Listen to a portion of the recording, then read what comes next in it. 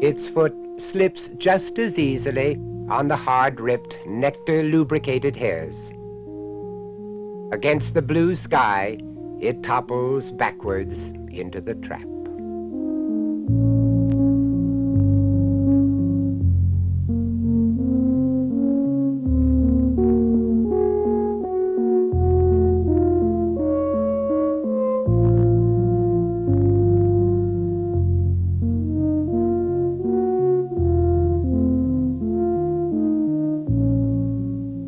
The fly is exhausted.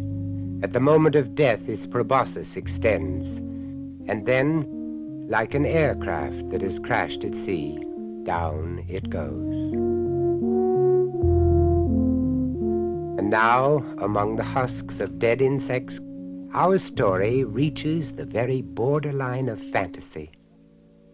In this watery graveyard, we find a living creature, the larval stage of a mosquito called Wyomia smithii.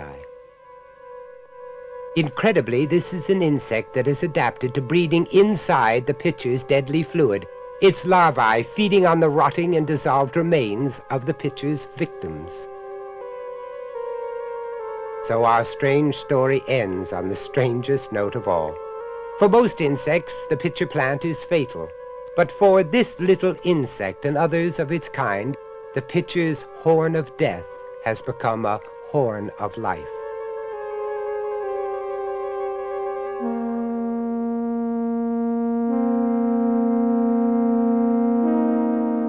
The day comes when the pupal stage of Wyomia smithii turns into an adult, hatching out onto the surface of the very same fluid that proved fatal for so many other species.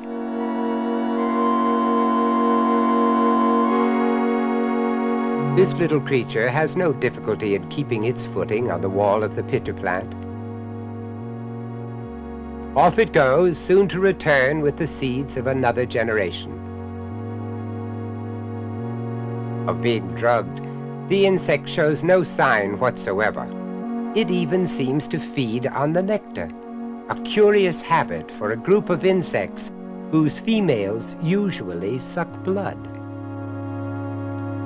No one has discovered how it avoids slipping on the surface, which causes the downfall of so many other species. Growing larvae swim around the feet of a dying wasp, on which they may soon be feeding. One of the strangest stories of life and death.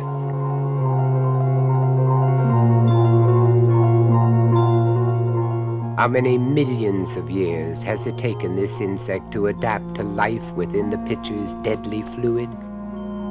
How many more millions of years has it taken the pitcher plant to evolve the mechanism of its death trap? Nobody knows. We can only watch and wonder. Dr. Maurice Maeterlinck, the distinguished and eminent author and biologist, wrote that something in the insect seems to be alien to the habits, morals, and psychology of this world, as if it had come from another planet, more monstrous, more energetic, more insensate, more atrocious, more infernal than our own. Well, how then can we describe that something in plants when their intelligence, value, purpose remain so greatly underrated, unrecognized, unknown? We are only just beginning to learn about them. What disturbs me is, what do they know about us already?